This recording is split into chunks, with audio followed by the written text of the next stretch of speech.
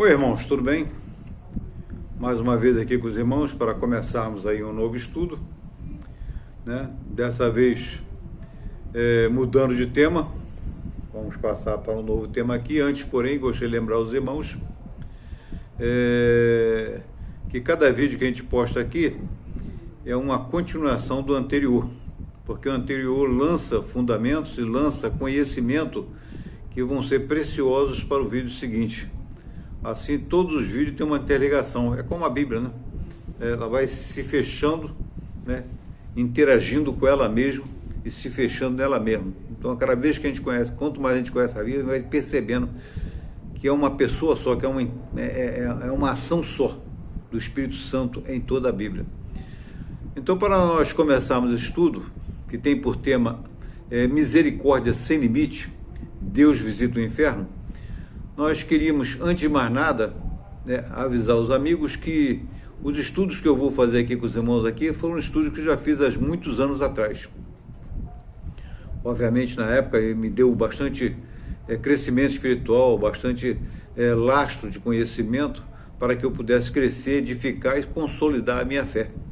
Todavia, porque já tem muito tempo que esses estudos foram feitos, eu agora que eu vou lançá-los de novo e repassá-los para os irmãos, decidi de novo voltar ao estudo ali dos textos relativos ao estudo que vamos fazer lá na Bíblia hebraica e na Bíblia grega. E quero lembrar os irmãos que eu não sou leitor, nem catedrático, nem de ler, nem de entender lá o hebraico lá. O que eu faço é pegar a Bíblia hebraica e a grega lá e ir consultar os dicionários, né, que estão aqui na tela, que os irmãos vão ver aí agora aí. Né? E esses dicionários, né, deixa eu até passar o nome deles aqui para os irmãos, né, dicionário do Hebraico Pro e do Strong, né, e eles já são parte integrante ali da Bíblia hebraica, então não é difícil consultar, quando você abre uma coisa já vem ele junto ali, é só você consultar os dicionários conforme estão aqui na tela aí. Devo lembrar que os irmãos têm que levar em consideração também que pode ser que eu tropece alguma coisa em função de alguma consulta, né? Mas eu me baseei plenamente nesse dicionário, né, e na tradução dos textos para que possa passar o mais fiel possível as traduções que eu consigo através do estudo da Bíblia hebraica e grega através dos seus dicionários aí. Tá ok, meus irmãos? Hoje vamos entrar num conhecimento ainda mais profundo e encantador da ação e misericórdia de Deus. E vamos entender um pouco melhor a magnitude do sacrifício de Jesus na cruz, né? Porque, de fato, né, foi algo tremendo que aconteceu ali na cruz ali, e a gente muitas vezes só tem noção de que ele na cruz nos salvou, mas não foi só isso, foi muito mais do que isso. Ele nos salvou, mas a repercussão foi universal. Antes, porém, gostaria de fazer uma introdução com os irmãos com o objetivo de preparar os irmãos para entenderem o objetivo dessa jornada. E, para tanto, vamos falar um pouco sobre relativização. Os irmãos sabem o que é isso, né? Relativização, né? E sabem que o mundo hoje em dia está todo relativizado. Muitas vezes nós fazemos isso sem perceber. E também por indução, através do nosso meio social e até mesmo político. Televisão, por exemplo, um meio, né, que vai relativizando a nossa vida, né? Isso pode ocorrer na música, na literatura, nas artes e até mesmo na educação. No mundo de hoje, muita coisa está relativizada e isso atinge a todos, inclusive a nós cristãos. Nossos louvores e a nossa forma como cantamos já está relativizada pela modernidade. Os irmãos podem ver isso aí, né? Antigamente se cantavam os hinos, né, do cantor cristão, não, do inário para o cristão, né, da harpa cristã. Hoje em dia são louvores que muitas vezes são feitos com objetivos financeiros, outros até para alcançar algum destaque ou apreciação do seu público, né? Mas o fato é que os nossos hinos hoje também já estão, nossos louvores hoje já estão também relativizados. E a nossa forma de cultuar também foi invadida pelo marketing do mundo. Nossas igrejas que estão cada vez mais parecidas com lugares de entretenimentos para agradar a sensibilidade e criar o clima um tanto quanto fantasioso, colorido, suave, agradável e até mesmo envolvente, com uma mensagem sempre positivista, triunfalista, que induz o homem sempre a esperar pela vitória e pelo sucesso, sem se preparar para a adversidade, o sofrimento e a luta. O fato é que a nossa mente já está infectada pelo mundo. Até a palavra de Deus já está relativizada. E aquilo que é claro e direto na interpretação se torna relativo diante da nossa racionalidade, que não mais está preparada para entender a verdade nua e crua. Eu aqui abro até um parênteses para falar uma palavra de Jesus. Cada um tome sua cruz e siga-me. O fato é que ninguém mais segue o exemplo de Jesus, a começar pelos nossos servos, né? Ou melhor, a começar pelos servos de Deus que estão à frente dos filhos de Deus. E nós entendemos isso, porque nós vemos hoje aí a multiplicidade de igrejas, sempre surgindo igrejas novas, né? Igrejas com títulos os mais diferentes, com orientações espirituais as mais diferentes, baseadas em narrativas e interpretações bíblicas de líderes que surgem a todo instante e levam após si muitas pessoas, acreditando nas suas narrativas, nas suas interpretações, sem fazer uma consulta mais profunda da Bíblia, buscando conhecimento pessoal e particular daquilo que está sendo pregado nas igrejas do nosso tempo hoje, né? Hoje em dia tem igrejas que se chamam igrejas que não são igrejas, mas estão lá como igreja. Essa palavra inicial se deve ao fato, sobretudo, de muita falta de sabedoria de grande parte desse universo cristão, que não aceita, por exemplo, várias doutrinas bíblicas que estão claramente exaradas na Bíblia lá. E Deus já sabia disso aí, tanto que veio na sua palavra lá. Isso por quê? Porque a própria Bíblia está sendo relativizada. E muitas das Bíblias que nós lemos hoje já estão adulteradas. Já estudei sobre isso aí, sobre solamente as escrituras, né? .tt, né? E fiz um levantamento sobre isso aí e a gente fica até um pouco assustado. Um pouco não, muito assustado, porque quase todas as Bíblias estão adulteradas. E muita gente está estudando a Bíblia, está tendo conhecimento bíblico com textos adulterados, ou faltando, ou às vezes demais, ou mesmo adulterados, mesmo transformados os textos aí. Lá em Apocalipse 22, 18 e 19, fala o seguinte, de Deus falando, né? Porque eu testifico a todo aquele que ouvir as palavras da profecia deste livro que, se alguém lhes acrescentar alguma coisa, Deus virá sobre ele, fará vir sobre ele as pragas que estão escritas nesse livro. 19. E se alguém tirar quaisquer palavras do livro desta profecia, Deus tirará a sua parte do livro da vida e da cidade santa e das coisas que estão escritas nesse livro. Então já era algo esperado por Deus, toda essa relativização, inclusive da Bíblia e a sua adulteração. Com isso em mente, meus irmãos, vamos passar ao estudo propriamente do nosso tema. Mas eu queria expor para os irmãos aqui alguns versículos que eu acho interessante expor para os irmãos perceberem a relativização que nós fazemos no texto bíblico. Nós mesmos fazemos.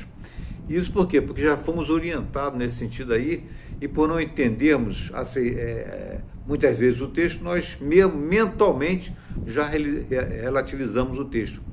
Então eu vou pedir aos irmãos um pouquinho de atenção, vou falar 4 textos aqui, 2 do Novo Testamento e 2 do Velho Testamento, para os irmãos observarem a relativização do texto aqui. E o importante é notar que esse estudo aqui da relativização dos textos é objeto de nosso estudo para que nós possamos interpretar bem o texto aqui. Então preste atenção e mantenha esses textos em mente no decorrer do estudo, tá ok? Vamos lá, Romanos 14, verso 11, diz o seguinte: porque está escrito, como eu vivo, diz o Senhor, que todo joelho se dobrará perante mim e toda língua confessará a Deus. Eu acho interessante que aqui não fala aqui todo joelho daqueles salvos, todos aqueles santos, todos aqueles que morreram na fé de Jesus, não, fala que todo joelho, todo é tudo, e toda língua também é toda a língua. Então todos, né, perante Deus vão se orar e todos vão confessar o nome de Deus, né? Mas vamos dar mais base, mais lastro para isso aí. Vamos a Filipenses capítulo 2, versos 10 e 11, que diz assim: para que ao nome de Jesus se dobre todos os joelhos que estão nos céus, na terra e debaixo da terra. Eu acho interessante que a gente pode até interpretar direito aqui no céu, na terra, mas e debaixo da terra? A Bíblia fala todos, todos, na terra e debaixo da terra, todos confessarão. E isso não tem um tempo específico, né? Isso aí diz que vai chegar um tempo que todos, aqueles que morreram e foram ou para o paraíso ou para o inferno, todos confessarão, né, o nome de Deus, né, e se dobrarão perante ele. O interessante de notar é que a Bíblia não fala nem que isso aí é forçado. Isso aí é pessoalmente, cada um vai reconhecer a misericórdia sem limite de Deus e vai fazer isso aí. Vamos ao Velho Testamento aqui, meus irmãos. Vamos ver Salmos 22, verso 29, que diz o seguinte: todos os que estão na terra são gordos, comerão e adorarão, e todos os que descem ao pó se prostrarão perante ele. Todos que descem ao pó se prostrarão perante ele. Aqui não está dizendo todos que morreram na fé do advento do Messias e que morreram se prostrarão. Aqui diz todos, todos, né? E ainda Isaías 45, 23, que diz o seguinte: por mim mesmo tenho jurado, já saiu da minha boca a palavra de justiça, e não tornará atrás, que diante de mim se dobrará todo o joelho, e por mim jurará toda a língua.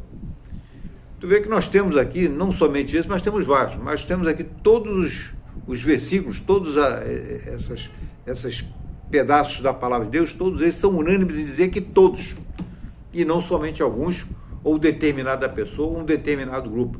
Todos eles são unânimes em dizer que são todos. E o interessante é que, se você estudar mais um pouquinho, vai ver que todos vão fazer isso, né, voluntariamente. E nós vamos chegar lá. Ainda no Velho Testamento, não encontramos nenhuma referência à segunda morte. Isso aqui é importante para o nosso estudo. Não encontramos nenhuma referência para o lago de fogo. Também não encontramos nenhuma referência à morte da morte. Esses são temas que somente aparecem por ocasião da morte e ressurreição de Cristo. A pergunta é: por que somente após a morte e ressurreição de Cristo, de Jesus Cristo? Porque até então o estabelecimento, né? Desculpe a pronúncia aí, né? O sistema político, econômico, religioso e, sobretudo, o sistema espiritual, né? Sobretudo o mundo espiritual, não poderia ser alterado em função dos poderes desse mundo estarem na mão do inimigo. Como estarem na mão do inimigo? Porque até então o inimigo, Satanás, mantinha as chaves da morte e do inferno, né? Então ele, por manter essa chave, mantinha todos presos debaixo do seu jugo, e como ainda não se havia concretizado, né, a profecia da vida de Cristo, da sua morte e ressurreição, então esses eram temas que não apareciam no Velho Testamento, que necessitava da efetivação desses acontecimentos para que ele pudesse mudar, né, o sistema desse mundo aqui e alterar alguma coisa, como nós vamos ver no prosseguimento do estudo, né?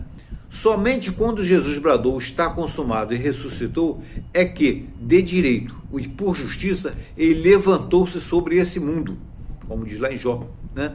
Somente quando Jesus bradou é que isso aconteceu. Ele se levantou sobre este mundo como Senhor deste mundo no lugar do destituído Satanás, e assim estabeleceu novas regras. E entre essas novas regras estão a segunda morte, o lago de fogo, a morte da morte, o julgamento do grande trono branco, né, a igreja e outras coisas que ele trouxe com o estabelecimento do seu reino. O interessante é que isso aí estabeleceu uma nova ordem no mundo, estabelecida por Jesus. Ainda que ela tenha afetado céus, terra e debaixo da terra, o que nos afeta diretamente como vivos é aquilo que ele deixou para a gente, a graça. Saiu a tirania e entrou a graça. A graça a todo aquele que crê, né? A todo aquele que aceita a graça de Deus. Eu gostaria de ler com os irmãos agora Romanos 14, 9. Porque foi para isso que Cristo morreu e ressurgiu e tornou a viver, para ser Senhor tanto dos mortos como dos vivos. Entendeu, meu? Então ele agora, depois que ele morreu, ressuscitou e tomou do diabo a chave da morte e do inferno, ele se tornou Senhor de tudo. Está tudo debaixo da sua unidade, da sua autoridade, tudo debaixo do seu poder, né? Inclusive o inferno. Continuando aqui, Até este brado, o inimigo tinha a chave da morte do inferno, e todos que morriam ficavam presos sob sua tirania, tanto os justos como os injustos. Todos eles ficaram embaixo. Então aqui Jesus, se tornando por direito o Senhor de tudo, estabeleceu novas regras segundo o beneplácito da sua vontade, que está ali em Efésios 1:9, sobre os vivos e os mortos, antes todos embaixo da tirania, agora todos que aceitam Jesus como Senhor e Salvador debaixo da graça. Para exemplificar isso que nós estamos vendo aqui, suponhamos que um de nós tem uma ferida, ou eu, você, ou qualquer pessoa, né, tem uma ferida fétida, horrível, grande, nojenta, que nos aflige com grande dor e que nos inflige grande dor, né? Que tira o nosso prazer de viver, tire todo o nosso desejo de progredir ou de fazer alguma coisa, que nos lança numa cama em dor lacinante e está ali em nosso corpo, ali em algum lugar do nosso corpo. O que nós faríamos com essa dor? Ou melhor, com essa ferida? Nós a alimentaríamos para que ela nunca sarasse? É a pergunta que eu faço para os irmãos. Ou nós a cultivaríamos enquanto viver, enquanto estivermos vivos, vamos manter a feridinha aqui, porque ela atrapalha, ela é horrível, ela nos aflige, ela nos causa dor, ela nos causa sofrimento, e vamos mantê-la aqui? Seria isso? Não, não é isso.